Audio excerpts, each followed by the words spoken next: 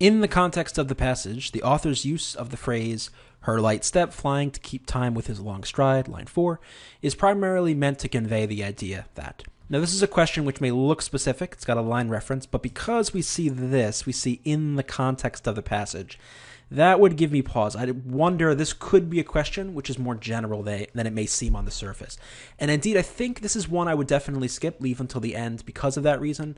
I think once we understand the context of their interactions, this question becomes a bit easier. However, this is a question that probably could be answered without even reading the entire passage, just reading basically the first paragraph, because the three choices that we can eliminate really are way too specific and not really supported at all by anything we read in the passage, and I'll talk about that in a second. So let's look at the choices here. Ethan and Maddie share a powerful enthusiasm. Well, we go back to the passage, and this is when they're talking about how they're walking through, I guess, his property, going back to the farm, where the narrator's thinking back to these great moments they had together looking at nature, and the second paragraph goes into more detail about these interactions.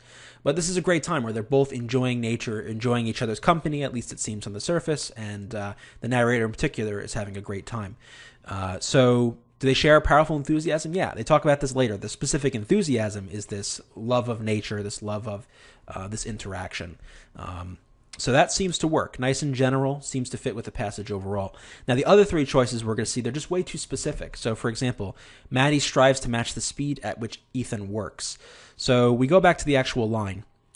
But no moments in her company were comparable to those when, her arm in his and her light step flying to keep time with his long stride, they walked back through the night to the farm. Right? So, sure, she is trying to keep up with him because he's got this longer stride, so she's trying to, right? But the metaphor here is that the energy, right? They both have this kind of energy, this shared enthusiasm. That's why A really fits here. The problem with B is the specific word works. He's not working here. He's walking, right? So just like on the old SAT, if one word in the choice doesn't fit with the passage, we have to get rid of the whole thing. So I'd feel comfortable getting rid of B, even without reading the whole passage. I mean, I want to double check later, but this is not about him working. It's about them walking and sharing this experience.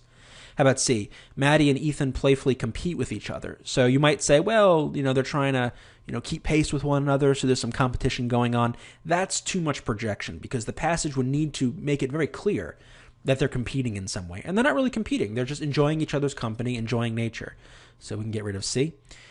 Ethan walks at a pace that frustrates Maddie. Again, don't read too far into it. It has to specifically say, in some way, or imply, at least more directly, that this pace is frustrating Maddie, such that she has to keep up with him is annoying her or something.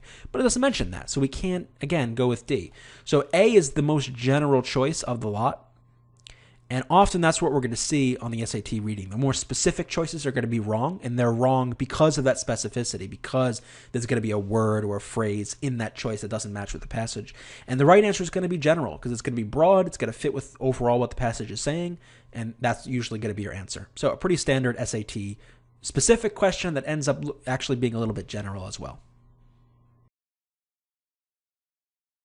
As I said in the first part of the video, it's a pretty standard question. We want to be very careful not to just see the line reference and immediately think, oh, I can just read the line and something around it to get it. Because this one, I think you do, understanding the context of the passage, understanding their interaction does really help narrow down.